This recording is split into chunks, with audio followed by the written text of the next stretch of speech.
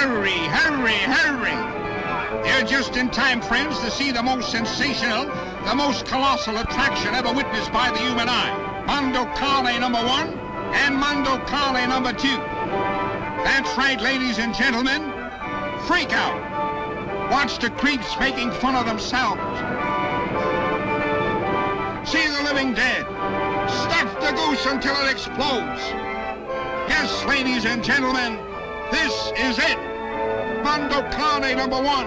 Yowza, yowza, yowza. However, just to be certain, you will also see Mondo Cane number 2. It starts where Mondo Cane number 1 left off. Soon to be shown together in their original uncut version. Rated R.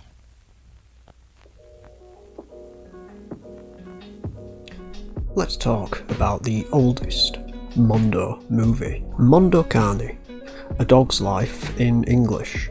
Is it real? Is it all fake?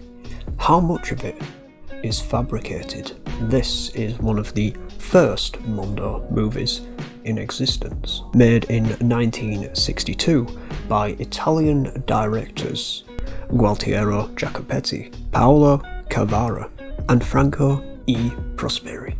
These same directors would create Mondo Cane 2, Africa Addio, and Addio Zio Tom. Now, this movie was made to follow cultural practices around the world with the intention of shocking Western audiences such as myself. I mean, obviously now this wouldn't be the case, but back in the 60s, I can imagine the way that some of these things were presented in this movie would have been shocking for an audience back in the 60s. So I'm not going into every single detail on this Mondo movie. The reason being, even though that everything in this movie was claimed to be completely real, it's become apparent over the last 65 years that that's not the case, and quite a lot of it was in fact fabricated, or made up, or just not real, or faked on camera. Enhanced is probably the best way of putting things. You can really tell that quite a lot of this thing is staged.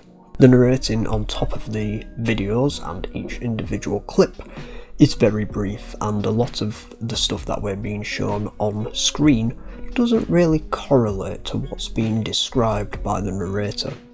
Basically, this whole documentary Mondo movie was made to shock rather than inform. Shocking obviously being the number one priority to the directors of this Mondo movie. Nevertheless, this Mondo movie would go on to inspire years and years of even more Mondo movies, shockumentaries, Mondo Gore movies, and of course mixtapes. So here's the best part about it, the clips within this Mondo movie. And there are clips of all different kinds within this thing. There are some places that I'd never even heard of before, like Kirawina, which is an island off of New Guinea somewhere in Africa. Yeah, a lot of strange clips in this one, so I'm not going to go through them all like I said, but for example, you've got a woman who breastfeeds a pig because apparently her child had died, and in a turn of events the piglet's mother had also died, which gave this woman the reason to breastfeed this pig as if it was her child, I guess. A lot of this movie includes the presence of animals, most of them in positions that I've never seen animals in before, such as your breastfeeding pig, and a procedure in Rome, Italy, which sees chicks, small chickens, baby chickens, recoloured and then put into Easter eggs for Easter festivities. It's pretty fucked up to think that your Easter egg this coming Easter could have included a dead chick within the packaging if you lived in Rome about 70 years ago. Now you see, as much as I would have just loved to have rolled off every single thing in this Mondo movie, it's fully available on YouTube. So it's not like there's going to be any strange or horrible misunderstandings or rumours going around about this thing. I mean, it's a bit late for that, it's been 70 years. Much like there would be mixtapes or Mondo Gore movies. It's all just readily available to view on this platform. I would never usually promote going to watch something, but it's here and you can just go ahead and watch it, which means I don't have to explain too much about it, which is great. And it's a reason that I thought this video would probably do better in review form. So the problem I obviously have with this is the fact that I've read that a lot of things within this were of course fabricated, enhanced or faked. So out of the things I've seen on this Mondo movie, it's not really gory that much, I really don't know what to believe. I mean, did Tokyo really have a massage parlour for drunk men? I don't know, but I can't imagine you'd want a massage spewing up into a bucket the last 4 pints that you've just drank while pissed. And there were a lot of references to the Bikini Atoll nuclear disaster, in which fish apparently started living in trees, birds started living underground, and these birds would hatch eggs that would never actually hatch, according to the narrator. And apparently turtles were also affected, causing them to go blind and move away from the ocean rather than move themselves into it, several of them dying in the process. And you see that a lot of these turtles are actually on their backs dead. I'm not sure that they flip over when they die. I mean, they might. I mean, it just seems like a lot of effort just to die. And much like this video, this Mondo movie was all over the place. You went from clip to clip with minimal information, and you probably moved on to the next clip with more questions than answers by the time it was over. Questions such as, why are they selling crushed car cubes to a Paris gallery? Who set up this gym for overweight divorced women to lose weight after their failed marriage?